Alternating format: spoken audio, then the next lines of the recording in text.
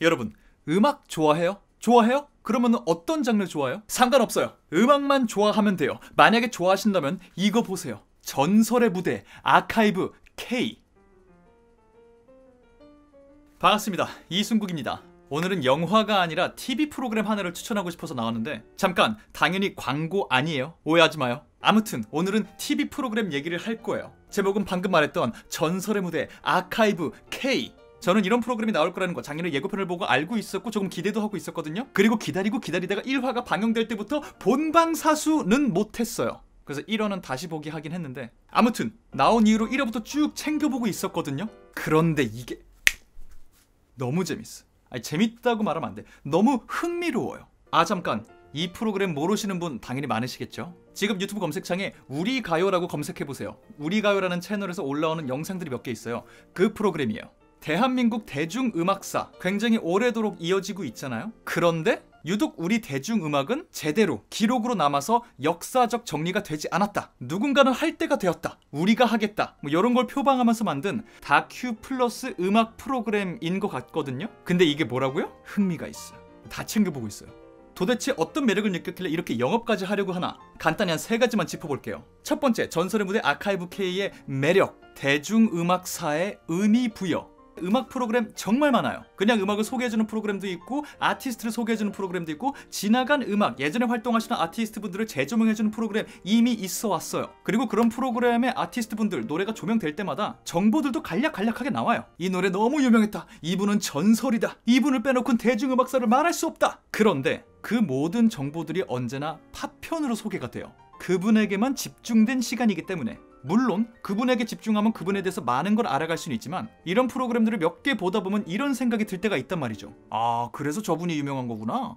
근데 전에 출연했던 그분이랑 동시대뿐 아닌가? 이분이 대한민국 최고였다 그러면 그분이랑은 어떻게 되는 거야? 근데 다음 주 나오는 사람도 동시대 사람이야? 누가 최고라는 거야? 이거 결국은 시간이 흘러서 그냥 후대의 말뿐인 거 아니야? 갖다 붙이는 거 아니야? 이런 질문들이요.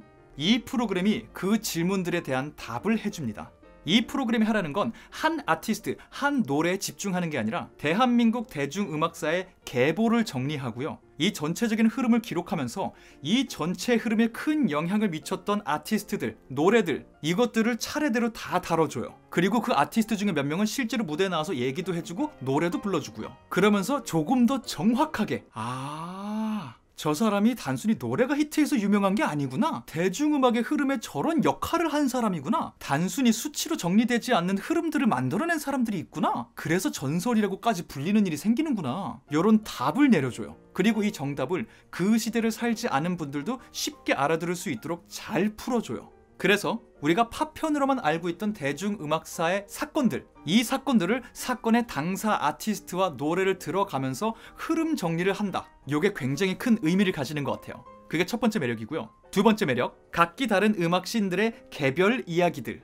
요게 또 하나 큰 매력 중에 하나인데, 음악은 물론 개별 아티스트의 독립적인 작품들이지만 조금 큰 틀에서 우리가 대중의 눈으로 봤을 때는 비슷한 음악들이 묶이는 경우가 있잖아요. 발라드면 발라드, 락이면 락. 이걸 장르별로 묶어서 한 회차들을 구성해요. 그러면서 조금 더 디테일하게 아까 설명드렸던 야, 동시대 다 활동했는데 다 전설이야? 라는 부분에 대한 정확한 설명을 해줘요. 뭐냐면 그 사람들은 동시대 사람이 맞아. 근데 다 전설을 썼어. 각기 다른 장르에서 활동을 하고 있었고 그 장르는 자기만의 역사가 있거든. 이걸 알려줘요. 지금까지 1, 2화에서는 발라드 가수분들 얘기가 엄청 나왔고요. 3, 4화에서는 90년대를 풍미했던 댄스 음악 장르 아티스트분들 노래들이 엄청 조명됐어요. 그리고 5, 6화에서는 홍대를 기반으로 활동했던 인디씬, 이분들의 얘기가 굉장히 조명됐거든요. 이런 식으로 대중음악사라는 포괄적인 개념으로 들어가는 게 아니라 각 장르의 역사와 태동, 부흥, 그 장르의 흐름에 활약했던 사람들, 사건들, 노래들, 요걸 세분화해서 구성을 해놨기 때문에 생각보다 많은 정보를 얻게 되고 생각보다 장르에 대한 이해도 깊어져요. 그 결과 이 해당 장르들, 내가 평소 취향이 아니었던 장르라 하더라도 한 번쯤 관심을 갖게 될 수도 있고 그 장르는 어떤 맛으로 듣는 건지 이런 것들도 이해가 되더라고요.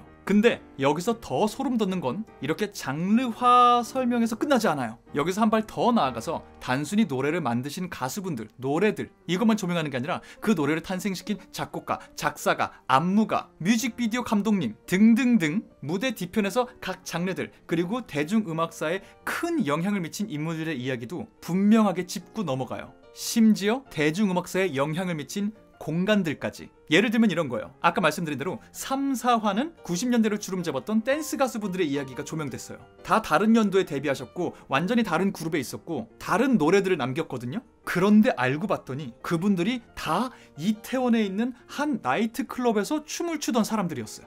그래서 대중인 우리는 몰랐지만 본인들은 본인들끼리 다 알아요. 그 좁은 나이트클럽에서 춤추던 춤꾼들이니까. 그리고 그들을 인기 가수로 만들어줬던 그 노래들, 댄스 노래들, 클럽에서 음악 틀어주던 DJ분들이 만든 노래다. 근데 그 당시 맥락을 보면 그 DJ분들이 만든 음악이 흥할 수밖에 없었다. 왜? 그건 프로그램을 보시면 나와요. 정말 흥미로운 이야기들 되게 많이 나와요. 우린 그저 좋은 노래 듣고 히트곡이 되면 더 듣고 소비하는 입장에서 이 산업을 바라봐 왔는데 이 산업 안에 있는 분들은 각기 어떤 흐름이 올 때마다 이런 생각을 했기 때문에 이런 일들이 벌어질 수밖에 없었구나. 어찌 보면 필연적이다 싶을 정도의 이야기들까지 있어요.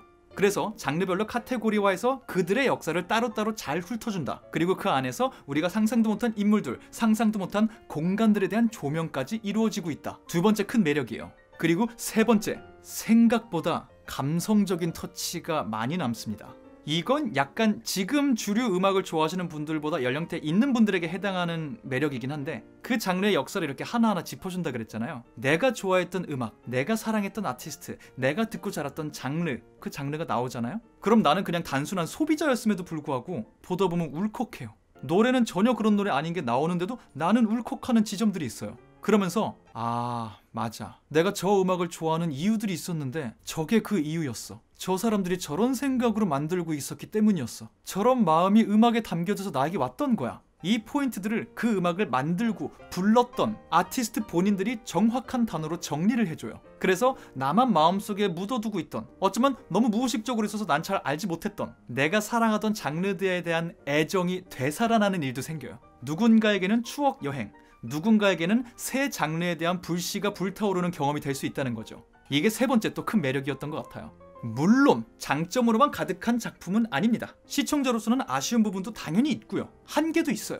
한두 회차로는 정리되지 않을 만큼 방대한 아티스트분들, 마땅히 다뤄줘야 되는데 여러 여건상 출연하지 못한 아티스트들, 여러 사정으로 인해 소개될 수 없는 노래들, 인물들 당연히 있을 거고요. 아직 제대로 발굴되지 않은 기록들로 인해 조명될 수 없는 먼 옛날 대한민국 대중음악 사건들, 사고들, 아주 옛날까지 가지 못한 한계, 또 지금 한창 역사를 쓰고 있기 때문에 이걸 지금 시점의 기록으로 남기기엔 어려운 장르들도 있을 거고요. 그럼에도 우리 음악사를 정리하고 의미 부여를 하겠다. 그걸 단순 다큐멘터리로 끝내지 않고 음악 프로그램으로까지 승화시켜서 보는 사람들에게 흥미와 의미 두 가지를 다 주겠다 라는 첫 도전, 전 개인적으로 위대한 도전이라고 생각하고 저에게만큼은 굉장히 성공적이라고 생각해요. 정말 재밌게 보고 있어요. 이 첫걸음이 떼어지면 나중에 이 기록 행위를 더 발전시키기 위한 여러 시도들이 있을 거고 그걸로 인해 우리 음악사에 대한 이야기는 더 풍부해질 수 있겠죠.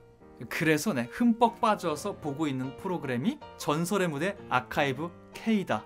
궁금하신 분들 앞에 회차 쭉 정주행하시고요. 다 정주행하기 뭐하신 분들은 내가 관심 있는 장르가 나온 그 특정 회차만 보셔도 돼요. 그리고 재미가 있다 하면 매주 일요일 밤 11시 5분에 SBS에서 방영되는 전설의 무대 아카이브 K 본방도 한번 챙겨보시길 추천드립니다. 네, 그렇게 제가 좋아하는 TV 프로그램 영업을 해보았고요. 부디 이 영상이 새롭게 볼만한 TV 프로그램 찾고 계시던 많은 분들께 도움이 되는 영상이었길 바라며 저는 다음번 다른 영상으로 인사드리도록 하겠습니다. 지금까지 저는 천재 이승국의 이승국이었습니다. 감사합니다. 바이바이.